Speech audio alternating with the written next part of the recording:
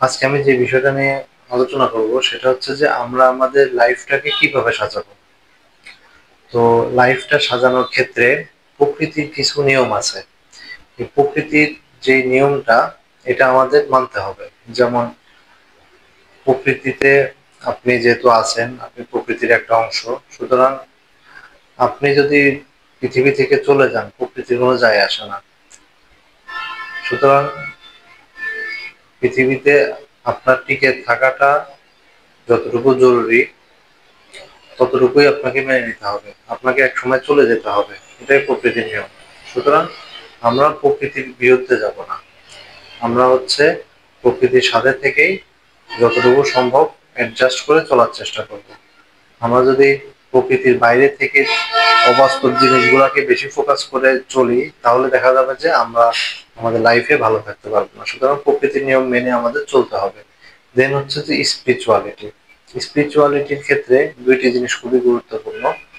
একটা হচ্ছে যে প্রার্থনা, এবং একটা হলো কৃতজ্ঞতা বোধ। তো আসলে স্পিরিচুয়ালিটিতে আমরা আসলে দেখা যাচ্ছে যে বাহ্যিকভাবে ভালো থাকার জন্য বিভিন্ন পোশাক পরি, আমরা বাহ্যিকভাবে ভালো থাকার জন্য বিভিন্ন কাজকর্ম করে থাকি, কিন্তু কৃতজ্ঞতা বোধ এবং প্রার্থনা, এই দুইটা জিনিস নিয়ে আমরা কাজ করি না। যেটা হচ্ছে আমাদের ভিতরের যে শূন্যতা আছে, এই শূন্যতাটাকে ফুলফিল করে। তো প্রার্থনাটা এতটাই গুরুত্বপূর্ণ।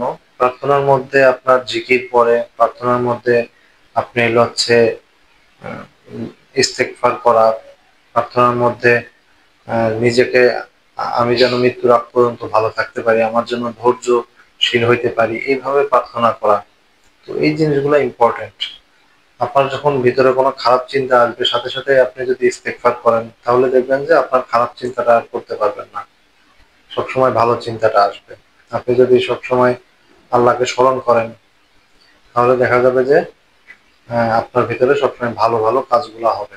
তো প্রার্থনাটা এই জন্য ইম্পর্টেন্ট। দেন হচ্ছে যে কৃতজ্ঞতা বোধ। কৃতজ্ঞতা বোধটা এতটাই ইম্পর্টেন্ট যে আপনি যদি কৃতজ্ঞতা বোধ আপনার ভিতর যদি থাকে, আপনি মানুষের প্রতি যদি কৃতজ্ঞ থাকেন, আপনি যদি সবকিছুর প্রতি অনেক বেশি কৃতজ্ঞ থাকেন, তাহলে আপনি অন্য অন্য মানুষের চেয়ে অনেক ভালো থাকবেন।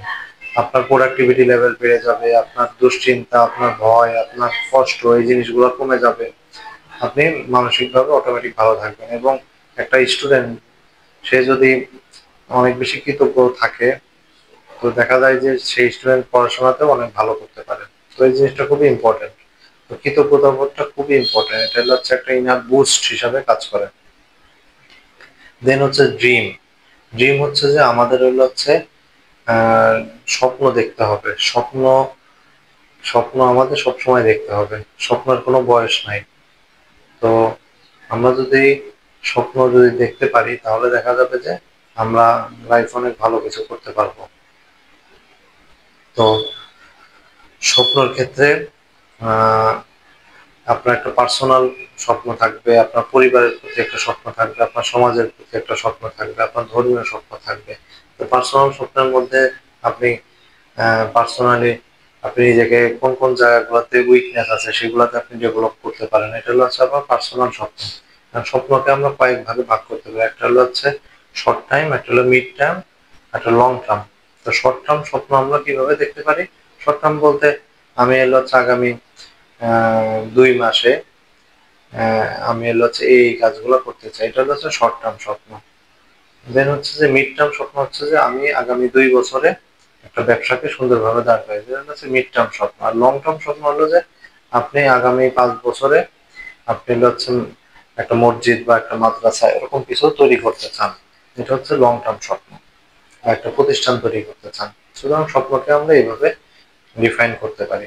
তো পরিবারের প্রতি আপনার কেমন স্বপ্ন থাকবে? পরিবারের যে মানুষগুলো আপনার খুব কাছে, এই মানুষগুলাকে আপনি হাসি খুশি রাখার জন্য তাদের সাথে বিভিন্ন ট্রিট করা, এটা হচ্ছে পরিবারের কে ভালো রাখার জন্য একটা স্বপ্ন থাকতে পারে। যেমন ধর্মীয় স্বপ্ন বলতে আপনি একটা মাদ্রাসা করে দিলেন বা একটা বৃদ্ধাশ্রম করে দিলেন, এটা ধর্মীয় স্বপ্ন হতে পারে। দেন হচ্ছে যে আপনার আহ সামাজিক স্বপ্ন। সামাজিক স্বপ্ন বলতে আপনি সমাজের মানুষের জন্য কিছু কাজ করলেন, সমাজে সচেতনমূলক কিছু কাজ করলেন, যেমন হচ্ছে রাস্তাতে যখন হর্ন বাজে, হর্নগুলো শব্দ দূষণ করে, এগুলো নিয়ে আপনি মানুষকে সচেতন করলেন, এটা আপনার সামাজিক স্বপ্ন হইতে পারে। দেন হচ্ছে যে ডিসিশনটা হলো হচ্ছে টনি রবিন্স বলছে ডিসিশন মেক্স ডেস্টিনি। সুতরাং আমরা হলো হচ্ছে ডিসিশন নেওয়ার ক্ষেত্রে খুবই স্ট্রং থাকবো।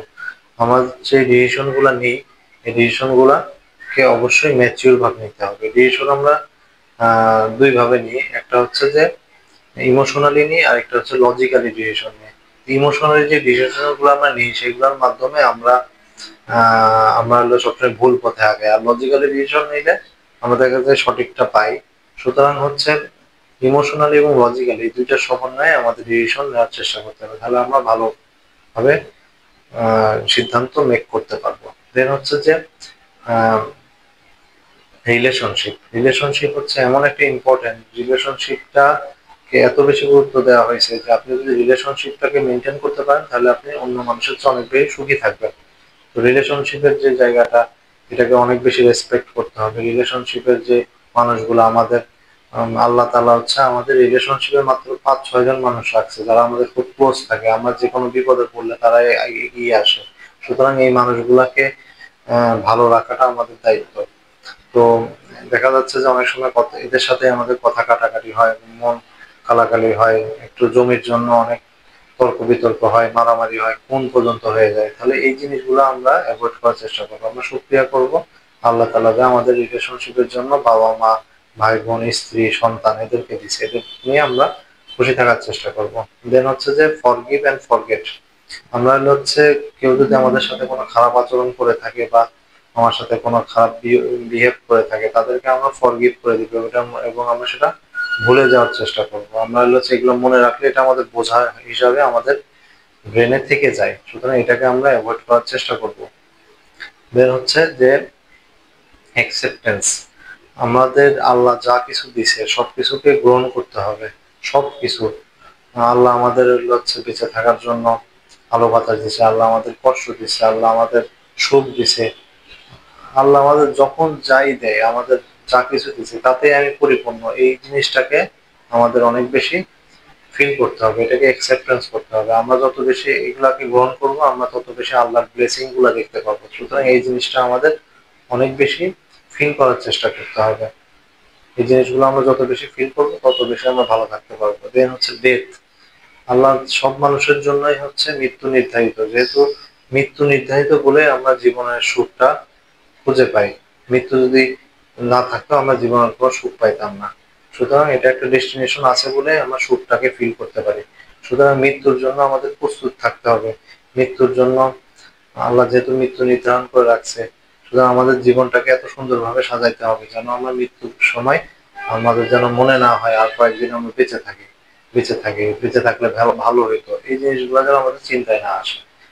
তো আমাদের লাইফটাকে এত সুন্দর করে সাজাবো যেন হচ্ছে মৃত্যুটাও আমাদের সুন্দর হয়। মৃত্যুর জন্য আমরা যেন প্রিপেয়ার থাকি, আমরা যেন নামাজ কালাম পড়ি, হ্যাঁ, আমরা হচ্ছে মানুষকে সহযোগিতা করি, এইগুলো করলে আমাদের মৃত্যুটা অনেক সহজ হবে। Thank you.